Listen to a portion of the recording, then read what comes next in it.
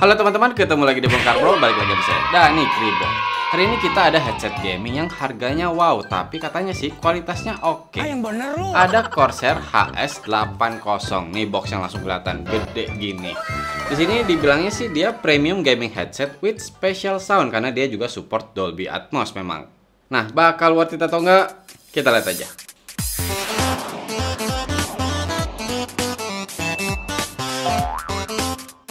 Oke, sebelumnya saya mengucapin terima kasih untuk Corsair yang sudah mengirimkan headset gaming ini. Nah, kalau di official store-nya sendiri, harganya itu di 2.099.000. Oh ya, kebetulan kita dapat yang warna putih, tapi selain warna putih, ada juga yang berwarna hitam. Nah, kalau dalam boxnya sendiri, yang pasti dapat satu headset Corsair HS80-nya. Udah dapat donggolnya juga nih untuk wireless connection-nya. Kalau koneksinya mau pakai kabel, udah bisa pakai kabel USB-A ke tipe C yang disertakan. Oh ya, kabel ini juga dipakai untuk ngecharge. Dan yang pasti dapat manual serta garansinya. Nah, ini dia barangnya, Corsair HS80. Langsung sih kerasa bahwa dia ya kokoh gitu ya kalau untuk build quality-nya. Kalau kita tarik-tarik kayak gini, kita agak narik-narik juga kayak gini, masih kerasa kuat ya. Memang ada suara-suara sih dikit, tapi ketika dipegang kerasa enak kok. Jadi dalam arti untuk build quality saya bisa bilang oke. Bahannya rata-rata dia pakai plastik, tapi dia banyak juga yang dilapisin rubber gitu, kayak di bagian atas ini untuk headbandnya, dan juga di bagian tengah si ear cup-nya. Dan kalau di sekitar ear cup-nya ini, dia itu berbahan plastik. Kalau untuk kabelnya sendiri, dia sudah dapat yang braided ya, jadi udah kerasa oke, dalam arti nggak mudah putus. Dan juga panjangnya ini kira-kira di 2 meter. Kalau kita bicara desain sih kelihatannya simple ya, dan juga dia bentuk ear cup-nya nih nggak bulat gitu, jadi agak kayak segitiga gitu. Nah, kalau di bagian atas headband-nya ada tulisan Corsair, dan kalau di ear cup-nya nih di bagian luarnya ini ada logo Corsair-nya sendiri, dan di sini lampu RGB-nya. Kalau kita ke ear cup sebelah kanan dia polos aja sih, tapi kalau ke ear cup sebelah kiri bisa kelihatan ya kalau di bawah ini ada port tipe C untuk ngecharge atau kalau kalian mau pakai kabel atau tidak wireless. Kalau bagian belakang ada satu lampu indikator, terus ada untuk volume wheel-nya. Jadi sini kalian bisa ngatur volumenya, dan dia juga bisa ditekan untuk mengganti equalizer-nya. Terus ada satu tombol untuk menyalakan atau mematikan headset gaming-nya. Nah, kalau kita lihat di ear cup sebelah kiri juga di bagian depannya udah ada mikrofonnya yang dia dalam keadaan mati pada saat dilipat seperti ini. Pada saat kita turunkan seperti ini, dia akan langsung otomatis nyala atau aktif. Jadi intinya dia tidak detachable ya, atau tidak bisa dicabut untuk mikrofonnya, hanya bisa dilipat aja. Ya saya kurang tahu ya kalau untuk engselnya ini sih kerasanya kuat ya ketika saya pegang kayak gini, jadi dia nahan gitu, nggak yang loss. Nah, saya nggak tahu apakah kalau dipakai sampai 1-2 tahun apakah bakal masih seperti ini atau enggak. Kalau untuk fitting dan kenyamanan dia beratnya di 370 gram, jadi nggak yang ringan tapi yang nggak berat banget juga.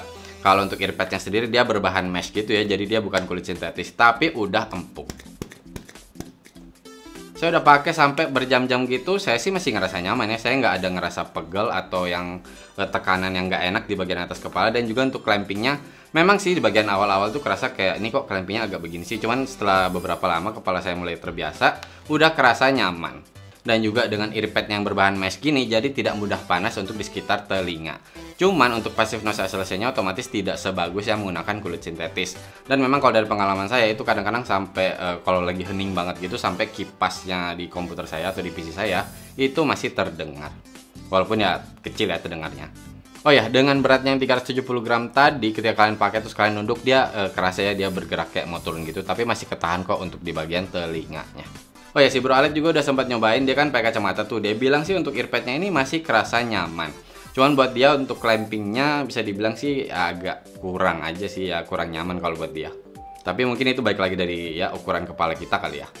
Oh ya, kalau untuk mengatur ukurannya sendiri ada di bagian headband yang bagian atas ya, di bagian dalamnya. Jadi kalian bisa pindahin untuk dia bisa lebih lebar aja gitu terbukanya. Nah, cara pemakaiannya gimana? Gampang banget, dia sudah plug and play. Jadi si donggolnya ini tinggal kalian pasang ke komputer dan akan langsung dia seperti install otomatis gitu. Dia akan langsung ngedetect dan ketika kalian nyalain dia akan langsung pairing dan connect. Jadi bisa langsung dipakai. Nah, selain PC dan Mac, dia bisa juga untuk PS4 atau PS5. Cuman saya nggak dapat info sih apakah dia bisa untuk Xbox atau enggak. Kalau untuk jarak sendiri saya cobain ketika kehalang satu lapis tembok beton gitu, saya masih bisa ngobrol pakai mikrofonnya, suaranya juga masih masuk ke telinga saya. Cuman ketika kehalang 2 tembok dia mulai hilang-hilang gitu untuk suaranya. Bukan yang the best sih kalau untuk jaraknya, cuman ya cukup lah kalau untuk pemakaian sehari-hari di rumah aja.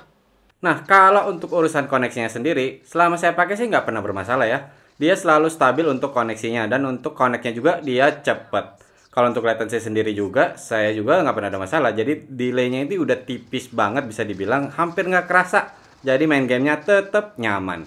Kita lihat aja deh latency testnya.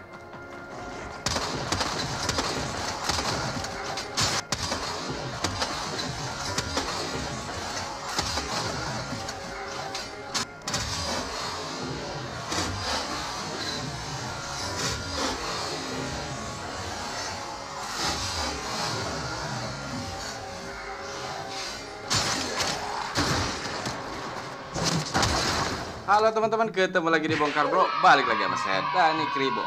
Hari ini kita punya sebuah IM nih dari CCA. Ini yang tipe CRA. Dia sih harganya budget, cuman katanya kalau dihitung di level Chi-Fi gitu, dia sih udah lumayan mahal ya, apalagi dia cuman single driver. Ya kita lihat aja deh bakal worth it atau enggak. Oh ya, mau mention aja nih, ini kita di studio lagi hujan, jadi kalau ada suara. Nah kalau untuk baterai sendiri saya nggak dapat sih dia ada berapa mAh, cuman diklaimnya pemakaiannya itu di 20 jam. Kalau dari hasil tes saya tes sampai beberapa kali, dari baterai yang penuh sampai habis itu dia hanya bertahan di 8 jam, dan itu benar-benar mati, bukan yang cuman low bat. Oh ya, dalam 8 jam itu biasanya saya menggunakan mikrofonnya itu yang aktif di sekitar 3 jam, jadi 5 jam hanya suara aja. Nah kalau untuk ngecharge-nya sendiri itu kira-kira butuh waktu 3 jam.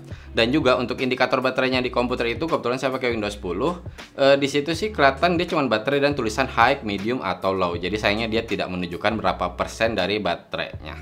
Intinya sih kalau kita lihat dia sebagai headset gaming, agak sayang sih kalau untuk baterainya. Ya mungkin kalau hanya untuk pemakaian sehari-hari masih oke. Cuman intinya pengalaman saya pakai ini tuh saya agak yang aduh ini terakhir dicas kapan, ini kayaknya udah mau habis dia baterainya gitu. Dan bener aja ketika saya pakai tiba-tiba dia udah low bat aja gitu.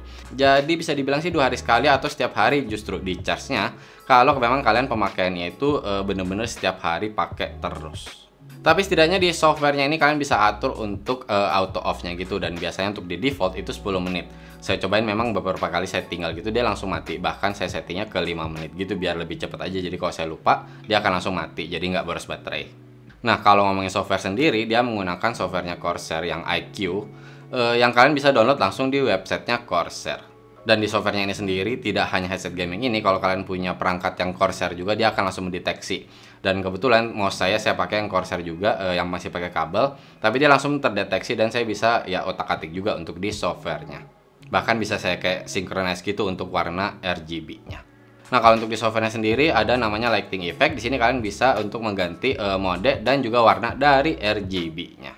Dan seperti saya bilang tadi, kalian bisa tekan mouse wheel-nya untuk mengganti equalizer-nya. Jadi sudah disediakan di softwarenya ini ada 5 preset gitu. Nah kalian bisa custom sendiri juga, jadi kalian bisa nambah. Dan juga di sini ada untuk mengatur volume si mikrofonnya dan juga side tone-nya. Terakhir di device setting kalian bisa untuk cek firmware-nya apakah dia perlu diupdate atau enggak, dan bisa langsung update di situ juga. Terus kalian bisa mematikan atau menyalakan voice prompt, kalian bisa mengatur terangnya untuk si RGB-nya, dan juga di sini ada untuk mic boost-nya. Oh ya, seperti saya singgung tadi di softwarenya ada untuk mengaktifkan atau menonaktifkan voice prompt-nya. Saya suka sih, jadi ketika diaktifkan dia langsung bilang ini mic-nya on atau mic-nya lagi off. Cuman sayangnya ketika lagi mengganti equalizer ini nggak ada voice prompt-nya, jadi kita nggak tahu gitu. Kita nggak sengaja ganti equalizer itu kita nggak akan sadar. Ya mungkin sadarnya ketika suaranya masuk nih, kok suaranya agak beda nih untuk kualitas suaranya. Jadi pernah ketika saya lagi benerin si headset gamingnya ini nggak sengaja ketekan dan saya nggak nyadar untuk equalizernya keganti. Pengalaman saya memakai softwarenya sih nggak ada masalah ya di komputer saya, jadi lancar-lancar aja. Cuman ketika saya lagi main teman saya tiba-tiba bilang, tahu nggak sih softwarenya Corsair ini tuh dia berat banget. Saya cek memang sih ketika saya minimize doang si softwarenya ini, jadi dia di tray doang gitu, dia sudah makan sampai 300 MB RAM. Dan ketika dia aktif dia sampai di 600 MB RAM. Cuman saya sih nggak sadar ya dia sampai seberat itu, dan saya sih nggak ngerasa sampai komputer saya jadi tiba-tiba lambat gitu. Tapi memang setelah saya cobain di laptop doang yang bisa dibilang RAM-nya itu lebih sedikit dibandingkan komputer saya. Kebetulan laptop itu RAM-nya hanya 16 GB. Tapi saya nggak tahu ya apakah memang lagi banyak software yang jalan juga atau tidak saat itu. Cuman memang si softwarenya ini agak berat aja itu untuk ngebukanya.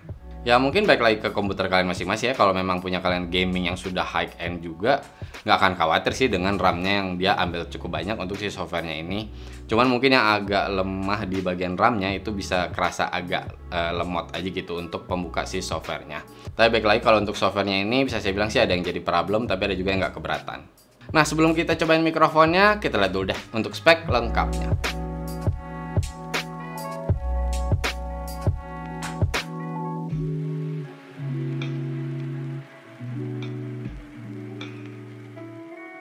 Oke, kalau untuk mikrofonnya sendiri dia menggunakan omnidirectional, jadi menangkap suara itu dari segala arah dengan frekuensi respon itu dari 100 Hz sampai 10 kHz.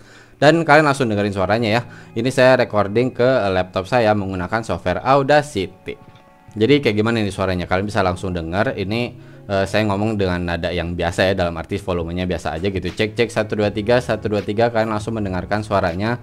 Terus di studio ini ada lampu yang ada kipasnya tapi memang nggak terlalu ribut. Terus ada AC juga yang nyala. Saya nggak tahu apakah bakal masuk atau enggak. Nah, kalau kita diam sebentar, kita coba dengerin nih apakah bakal noise atau enggak nih.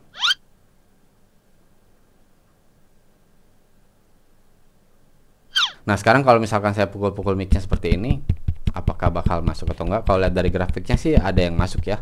Jadi cukup berpengaruh ketika kalian memang lagi benerin mic-nya atau kalian lagi kayak pukul-pukul kayak gini, apakah bakal masuk atau enggak, kalian bisa langsung dengar sendiri. Nah, saya udah cobain nih pakai si headset gaming ini, terus saya main sama teman saya komunikasinya itu pakai Discord. Memang ya, kalau untuk Discord sendiri itu ada kayak bantuan semacam noise cancelling gitu. Jadi ketika saya nggak ngomong, suara sekitar itu tidak terlalu masuk, dan kata teman saya iya kayak gitu. Dan ketika saya ngomong sambil ngetik ke keyboard saya, itu baru suara keyboardnya itu lebih masuk. Kedengaran aja gitu untuk suara keyboardnya, walaupun masih tipis ya, tetap suara saya masih lebih jelas terdengar. Tapi kata teman saya, kebetulan ini teman saya udah beberapa kali saya tes untuk beberapa mikrofon dari headset gaming ya, bisa dibilang. Dan dia bilang ini yang paling bagus deh yang pernah saya cobain. Memang suara saya agak ngebas gitu, tapi dia bilang enak banget, dalam arti clear banget untuk suara saya. Dia bahkan langsung sampai kayak ini dipakai streaming aja nih, enak banget nih untuk mikrofonnya karena udah oke banget. Ya intinya sih kalian langsung bisa menilai ya untuk hasil mikrofonnya kayak gini suaranya, walaupun ini rekam ke Audacity di laptop aja dan saya nggak ngubah setting apapun, jadi bisa dibilang kayak default gitu. Dan saya juga tidak mengakses ke softwarenya untuk mengubah apapun gitu, jadi kalian bisa langsung dengar hasilnya seperti ini. Cek 1 2 3 1 2 3. Oke, tadi kita udah dengerin untuk hasil tes mikrofonnya. Sekarang kita ke kualitas suaranya nih. Dia menggunakan 50 mm neodymium driver yang kerasa enak sih, apalagi untuk clearnya. Ketika saya lagi main game, kerasa untuk asal atau jarak suara itu kayak suara langkah, suara tembakan, suara ledakan, itu udah kerasa dengan enak masuk dengan clear. Dan juga untuk detailnya itu bisa lebih keluar aja gitu kalau untuk si Corsair HS80 ini dibandingkan beberapa set game yang udah pernah saya cobain. Dan juga kalau di telinga saya itu kerasa netral gitu ya, jadi dia nggak yang ngebas banget, nggak yang juga di tweak banget untuk si high frekuensinya jadi yang harsh gitu. Jadi bisa saya bilang untuk kualitas suaranya mau di game apapun, bahkan di FPS kayak gitu, enak banget, dalam arti kerasa nyaman. Nah, kalau ketika main game ini volumenya biasanya saya hanya cukup di 12 sampai 16 gitulah, itu udah enak kalau buat saya. Tapi ketika lagi nonton film itu harus saya naikin lagi sampai ke 20, bahkan kadang-kadang 25 baru kerasa nyaman. Nah, kalau untuk nonton film udah kerasa enak sih, dia udah kerasa nambah seru gitu. Walaupun dia saya masih di setting stereonya gitu, udah kerasa seru aja gitu, walaupun memang tidak di level bioskop ya. Nah, saya coba ini untuk mengaktifkan si special sound di Windows-nya. Kerasanya sih nggak terlalu jauh beda ya. Memang sih kalian mungkin harus install yang Dolby-nya dari si Windows-nya ini ya. Tapi sayangnya ini kalau untuk main game misalkan, itu hanya untuk game-game tertentu yang sayangnya saya nggak ada satupun yang saya mainin. Jadi saya kurang bisa ngerasain sih untuk Dolby ketika main gamenya. Dan ketika lagi nonton film ya seperti saya bilang tadi, tetap lebih nyaman pastinya Dolby yang menggunakan speaker dibandingkan yang hanya headset kayak gini atau headphone. Ada fitur tambahan yang menarik tapi bukan yang dalam arti jadi wah banget, bisa dibilang kayak gitu sih. Nah, saya cobain juga dengerin musik, kebetulan saya pakai Deezer Hi-Fi, itu volumenya harus saya naikin sampai di 50 bahkan sampai 60. Dan setelah beberapa lama saya cobain sih kerasa netral ya, jadi dia tidak terlalu yang ngebas, tapi dia tidak terlalu yang kerasa high frekuensinya nih naik juga gitu. Bisa dibilang dia tetap clear dan detailnya ya cukup. Tapi intinya tetap dia sebagai headset gaming. Jadi bisa dibilang kalau saya pakai denger lagu itu nggak yang sampai kerasa wah banget gitu. Jadi tetap yang ini memang cocoknya buat main game. Kalau dengar musik lebih ke ya cukup aja.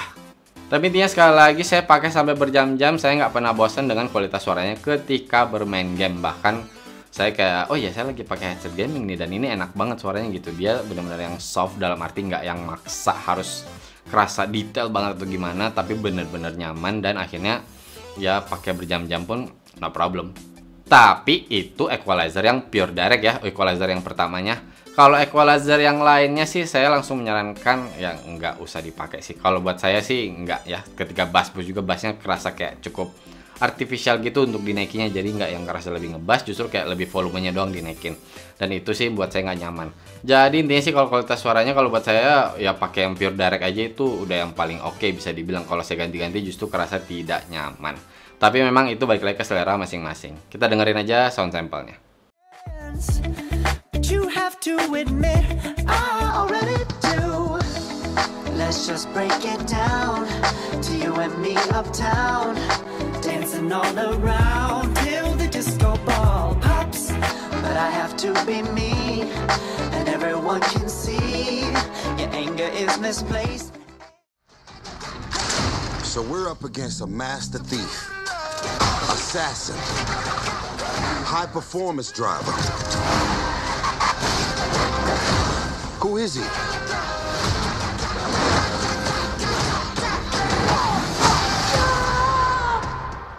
Jacob is.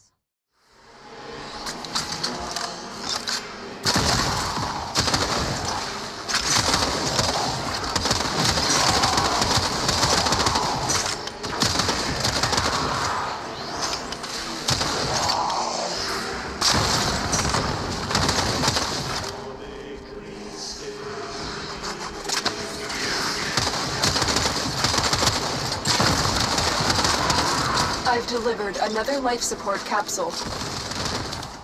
Oke, kalian tadi udah dengar untuk sound sample-nya, bisa saya bilang tidak akan 100% sama ya, seperti kalian langsung pakai si headset gaming Corsair HS80 ini. Nah, untuk Corsair HS80 ini kesimpulannya bisa saya rekomen asalkan kalian yang tidak keberatan dengan baterainya yang bisa dibilang ya seadanya aja gitu, hanya di 8 jam dan hampir setiap hari harus di charge. Toh kalian dapat kualitas suara yang bagus, kualitas mikrofon yang bagus, untuk fitting juga kerasa nyaman, bahkan dipakai sampai ya 8 jam tadi misalkan. Toh ketika kalian lagi pakai terus tiba-tiba habis baterainya, kalian bisa langsung colok kabelnya kan, dan panjangnya 2 meter gitu, jadi ya masih sampai aja mungkin ke PC kalian. Oke teman-teman, cukup sekian video kali ini. Buat kalian yang suka dan konten seperti ini, bisa nih subscribe ke Bongkar Bro. Mohon maaf kalau saya ada salah-salah kata atau ada kekurangan. Terima kasih banyak sudah menonton. Bye!